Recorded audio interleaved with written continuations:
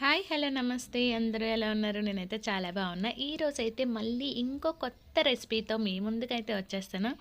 ఈరోజు ఏంటంటే ఇదైతే ఎర్రదుంపలు అంటారు మా సైడు. ఇంకా కానీ ఇక్కడ ఎర్రవైతే దొరకలే, తెల్లటివే దొరికాయి. ఇవి తెల్ల దుంపలు అనమాట. దీన్నే చిలకడ దుంపలని కూడా అంటారు కదా. ఒక్కొక్క ప్లేస్లో ఒక్కొక్కటి అంటారు. ఈ విధంగా ఇప్పుడు నేను చూపించిన విధంగా చేసుకున్నట్లయితే చాలా అంటే చాలా టేస్టీగా ఉంటాయి. అలాగే పిల్లలకు కూడా చాలా నచ్చుతాయండి. ఎక్కువ వాటర్ వేయకుండా, అసలు వాటర్ వేయకపోయినా అవుతాయి. నేను ఒక చిన్న మిస్టేక్ చేశాను ఇందులో. సరే నేనైతే ఎలా చేశానో చెప్తున్నాను. ఫస్ట్ అయితే చిలకడ దుంపలను తీసుకొని వాటర్లో వేసి ఒక 10 నిమిషాల వరకు అలాగే విడిచిపెట్టేసి, ఆ 10 నిమిషాల తర్వాత అయితే ఇలా చూసుకున్నట్లయితే తొందరగా మట్టి అనేది వాటర్లో కరిగిపోతుంది కదా, తొందరగా ఈజీగా వదిలేస్తుంది కూడా ఆ మట్టి. అందుకు ఒక 10 నిమిషాలు నానబెట్టుకుంటే ఈజీగా ఉంటుంది. ఇలా నానబెట్టుకొని చేత్తో ఇలా పాముకుంటూ తీసుకోవాలి, బాగా వాష్ చేసుకోవాలి. ఇది రెండు సార్లు అయితే కడిగి బయటకు తీసుకోవాలి. ఇలా చేసుకోవడం వల్ల ఏంటంటే దీన్ని తొక్క కూడా తీయకుండానే తినేయొచ్చు అన్నమాట ఈ ప్రాసెస్లో. అందుకు నీట్గా వాష్ చేసుకుంటున్నా. ఇంకా వీటికి ఏమైనా కొంచెం ఉంటే పాడైనట్టు కానీ ఏమైనా బ్లాక్ మరకల్లాగా అలాంటివి ఏమైనా ఉంటే కొంచెం పీలర్తో కట్ చేసుకోవాలి, గీసేసుకుంటే అయిపోతుంది. అలాగే ముందు వెనక కూడా కట్ చేసుకొని మనకి నచ్చినంత పీసెస్ని అయితే 1, 2, 3 ముక్కలు అయితే చేసుకొని ఉంచుకోవాలి. చూసారు కదా, ఇలా ఉన్నవైతే కొంచెం తినేటప్పుడు బాగోదు. అందుకు అవన్నీ కూడా నీట్గా క్లీన్ చేసుకొని ఉంచుకోవాలి. ఇలా చూపిస్తున్న విధంగా ఇలా చిన్న చిన్న పీసెస్గా కట్ చేసుకోవాలి. నేను ఒక చిన్న మిస్టేక్ చేశాను అని చెప్పాను కదా, ఇదిగోండి ఒక కడాయి అయితే తీసుకొని బెల్లాన్ని వేసుకున్నాను కదా, ఫస్ట్ కొంచెం వాటర్ వేసుకున్నా, ఆ వాటరే సరిపోతుంది. ఇంకొంచెం ఎక్స్ట్రా వాటర్ అయితే వేసేసుకున్నాను, అంత కూడా అవసరం లేదు.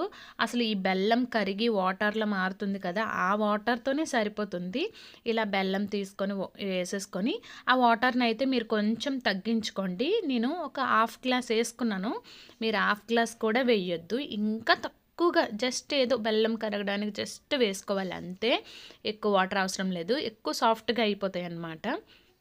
అలాగే ఈ బెల్లం కరిగాక అయితే మనం కట్ చేసుకున్న దుంపలను కూడా అందులో వేసేసుకొని కొంచెం సాల్ట్ యాడ్ చేసుకోవాలి. ఎలా అంటే ఇది ఆల్రెడీ స్వీట్గా ఉంటుంది కదా, ఇంకా స్వీట్ కోసం టేస్టీ కోసం అయితే నేను బెల్లాన్ని యాడ్ చేశాను. అలాగే సాల్ట్ ఎందుకంటే ఆ టేస్ట్ అనేది మనకు తెలియడం కోసం సాల్ట్ వేసుకోవాలి. ఏ స్వీట్ అవని పాయసం చేసినా కూడా అందులో కొంచెం సాల్ట్ వేసుకుంటే చాలా టేస్టీగా ఉంటుంది. ఆ టేస్ట్ అనేది ఇంకాస్త ఎక్కువగా ఉంటుందన్నమాట. అలాగే కొంచెం నెయ్యి అయినా నూనె అయినా వేసుకోవాలి. నేను నెయ్యి వేసుకున్నాను. అలా వేసుకున్నాకైతే మూత అయితే పెట్టుకొని ప్రతి 5 నిమిషాలకి ఇలా టర్న్ చేసుకుంటూ కలుపుకుంటూ ఉండాలన్నమాట. ఎక్కువ అవసరం లేదు, ఒక 10 నిమిషాలు ఇవైతే కుక్ అయిపోతాయి. 10 నిమిషాల్లో ఒక 3 సార్లు ఇలా తీస్తూ కొంచెం ఆ దుంపలను అటు ఇటు తిరగేసుకుంటే అన్ని వైపులా ఒకే విధంగా ఉడుకుతాయి అన్నమాట. మ్యాక్సిమం అందరూ కూడా ఎక్కువగా వాటర్ వేసి కుక్కర్లో కానీ బర్తన్లో కానీ వేసి ఉడకబెడుతూ ఉంటారు, లేదా కొద్దిమంది కాల్చుకొని తింటారనమాట.